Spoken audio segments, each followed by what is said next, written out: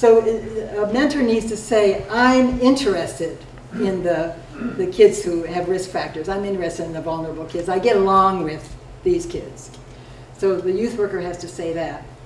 And then be willing to come to the training. And the training is from 1 to 2 days. And I see that as merely orienting and introducing the skills in the program. In order to do this program, one needs ongoing support because it's challenging. I mean, the kids like this child who every time she arrived said, "You must think I'm a retard."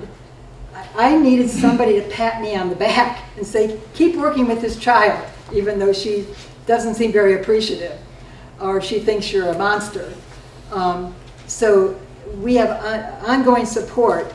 The ideal ongoing support is once a week during the first year of doing the program. So if a program's done in New Jersey, I will meet with the mentors once a week to find out how it's going, talk with them about the problems they're encountering, how to perhaps try a different approach if a student keeps, staying out of school or avoiding the mentor. And then in the second year, at least once a month, there needs to be ongoing support. So I always tell people who are doing this program that they have to support each other, because sometimes the youth aren't going to be very happy to be with them in the beginning, and sometimes the teachers are going to be looking at them and say, "This kid still has problems. You're working with them a day a week and they're still having problems." So there needs to definitely be support for the youth workers on a continuing basis. And can I just say, in an Irish context, we'd hope that Archways would offer that support, with us getting support from Dr. Bry. If you go to, as a mentor, go to a classroom and the young person decides they don't want to go today, what happens there then? If the can young the school person sanction the young person decides they don't want to go to their session that day? Oh. Can the school sanction that young person for not going, or what would happen there? It's important that the school consider the children assigned to this program. And unless a parent pulls them out, I think of it as a no dropout program. If a school identifies a child as needing this program, we just think of them as being in this program. And if I were to walk in the classroom, and this has happened to me, and a youth, even though it's embarrassing in front of the whole class, refuses to get out of her seat and follow me to the meeting, I'll, of course, say, okay, and walk out of the classroom. But I'm not going to consider her dropped from the program. I'm going to continue trying to work with her and see her, talk to her, maybe apologize for perhaps embarrassing her in class, and talk how best can I get to see you. If you don't want to walk out of class to see me, let's figure out how I can see you in your life, because you're important to me and I care about you and I want to see you. So that's how I would handle that. A lot of the stuff you said chimes with the values that have been enunciated down through the years on the homeschool community scheme, which is in operation in this country, and in a lot of the schools represented here, and particularly the role of parents and not forgetting them. But I'm just wondering, have you any specific program or way of working? I know when you spoke a lot of the sending home notes and phone calls, which are part and parcel. But is there any other specific program working around parents and empowering parents in their role as the primary educators of their children? And also, corollary to that would be the working with partnership between home and school, working with teachers in seeing parents as partners, however marginalised, that they do have a particular role. The other thing is the age this program starts. I know there has to be, a start at some age, but international research has shown that children as young as 8 can opt out of school, have already made up their minds that they are leaving school. Yes. So that's a huge challenge to us.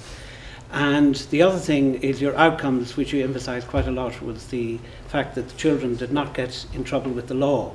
I think that reflects, if I'm wrong now, but it's been some time ago since I saw the research, that that was the major outcome of the Head Start program in the United States, while literacy, numeracy and attendance and job prospects did not improve tremendously, in fact, the big thing about the Head Start programme was there was less prison sentences for the people, less time in prison for the people who took part in the programme.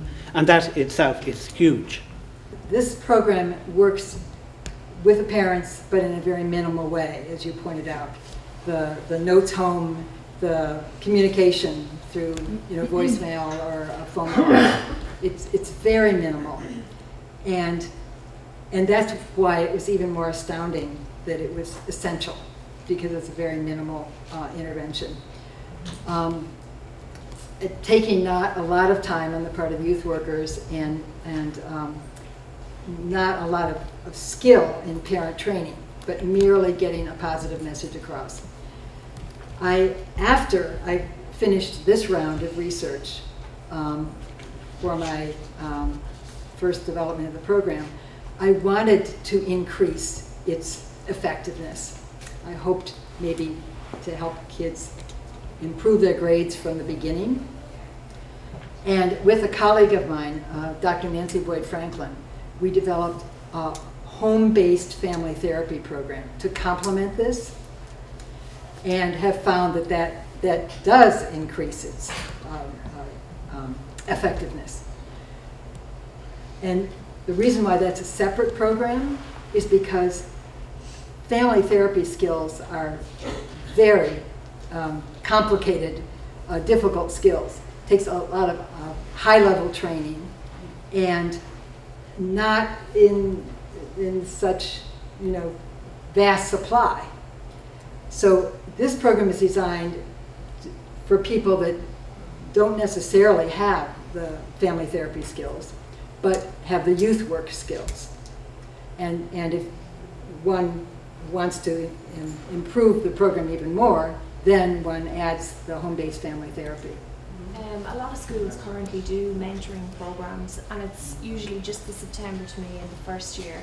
Would you see less value in those programs finishing after those 9 months? Would you see it as essential that they continue the mentoring program into a second year for it to be of value, or to have real impact in that young person's life? I guess I can't judge other people's programs, but you saw my data. I absolutely had to stay for that second year. Yeah. Okay, Brenna, can I, on behalf of us all, say thank you again for endlessly answering questions. Thank you for your interest. Of course, this is my life work. I love to talk about it. But I think, as I've been listening all morning, I'm very struck by two things. When I introduced Brenna at the very beginning, I said, here's someone who has researched, implemented and evaluated. Not just 3 words. But what we have is, today I think is relatively unique. A person who has spent a lifetime implementing a program, thinking about it, improving it. So all the answers, all when she spoke and in all her answers, they're absolutely practical.